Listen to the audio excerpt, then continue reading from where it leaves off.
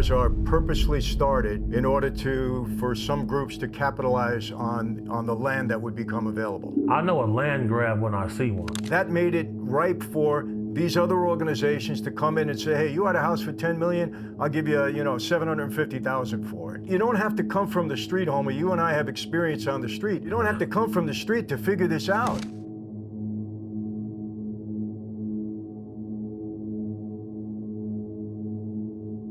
Now, if you look into the Amazon, there are certain indigenous populations.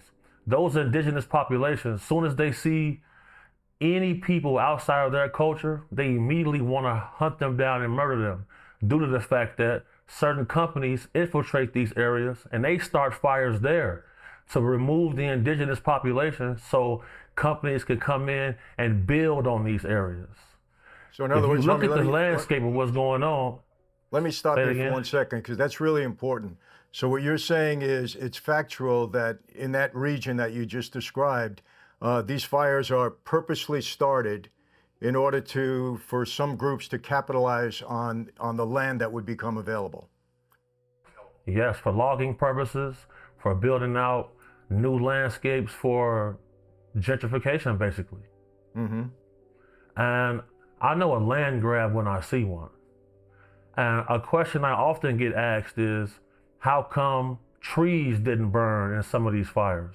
Right. Well, oftentimes people misconstrue the fact that trees get used for firewood, but a tree is a living organism.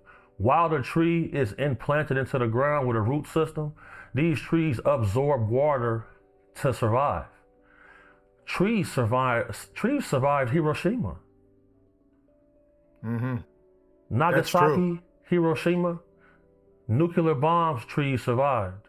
So just to answer that question, a lot of your supporters, a lot of your people come to me. I saw your interview with Franzese. How come trees are surviving these? And fire season comes every year, but for the first time in history, we had fires in New Jersey. We had fires in Texas. The Smoke Creek fire in Texas, 250 acres. That's the largest fire in Texas history.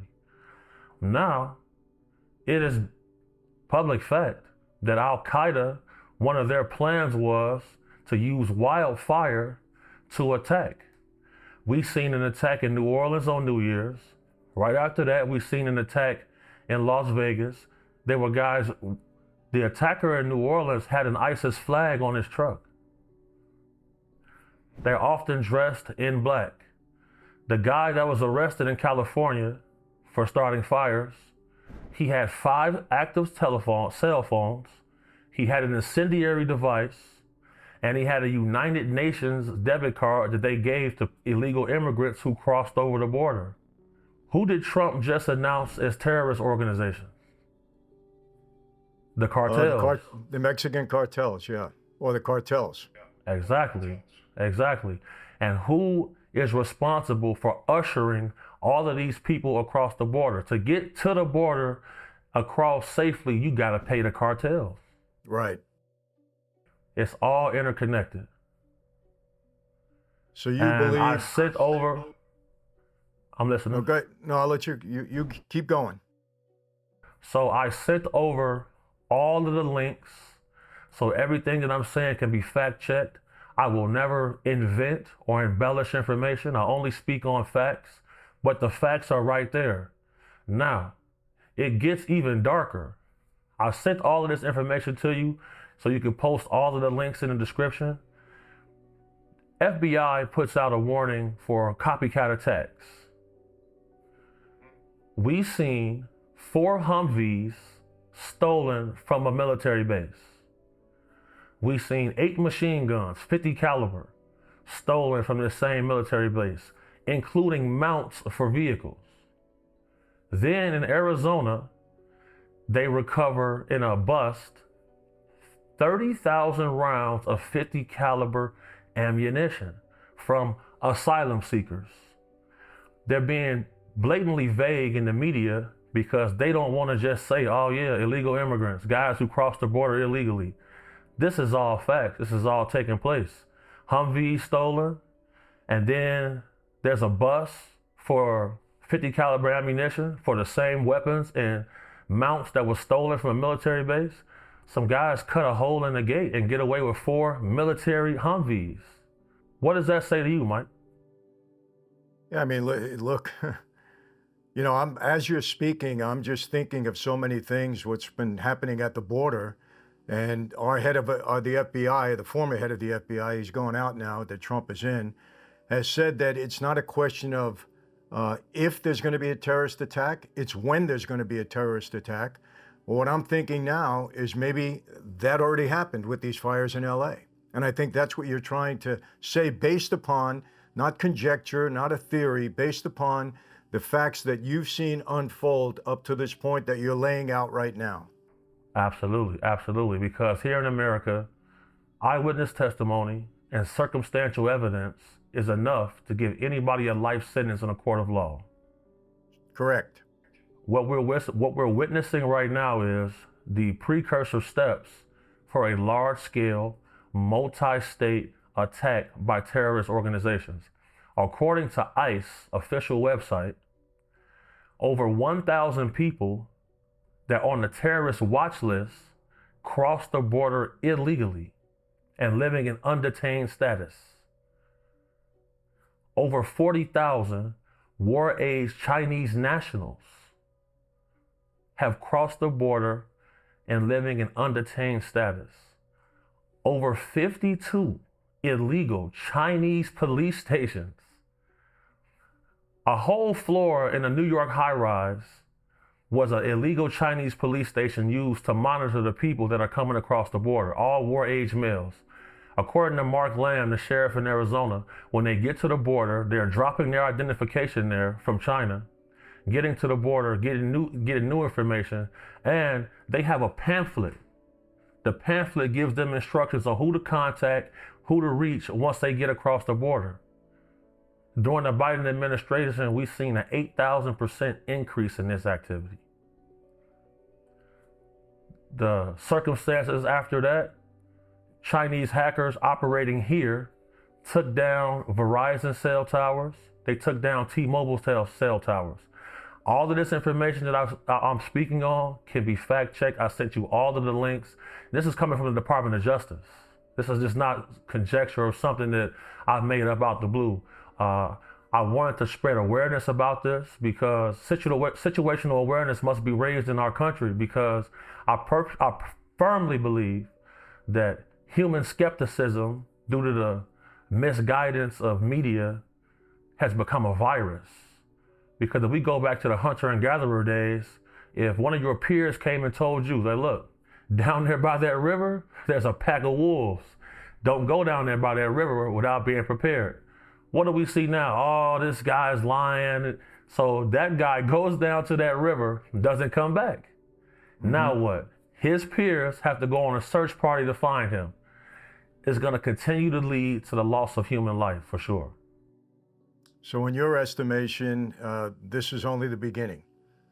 Because Definitely. I would say this, homie, I know Trump has said that he's going to, really put strong effort into finding all the illegals here and deporting them. That's a massive job, because we have no idea where any of these people are. The Department of Justice and the FBI have been saying that for years now. We don't know where they are. They've slipped into the country. There's over, I think, 1 million gotaways. And among them, we have to assume, based upon what the FBI head has told us, that many of them are terrorists that have infiltrated this country, living where we don't know where. So we have these cells existing in various parts throughout the country. And I tell you this, homie, I'm not a conspiracy theorist at all. I try to look rationally at everything. Absolutely. But what you're saying makes so much sense based upon the facts that you've uncovered, that this fire was planned through some terrorist organization. Exactly. Now, it's also facts that there are large businesses that are owned in the country by these cartels and other organizations that operate in illicit trades. How strange could it be if the information is already out 3 months before the fires, insurance companies magically decide they're going to rescind fire insurance policies that people have already paid for. Very suspicious. A lot of the guys I know that work Homeland Security, go ahead. They say California is cartel territory. Every time we see a cartel boss arrested, they're arrested here in the States. Well, let me tell you, just following up to what you said about the insurance companies, which is something that I talked about, among other things that were negligently done here in this state. They warned California. They said, listen, you got to clear the brush and you got to stop these crazy regulations, because insurance companies are all about minimizing risk. Absolutely. Minimizing risk.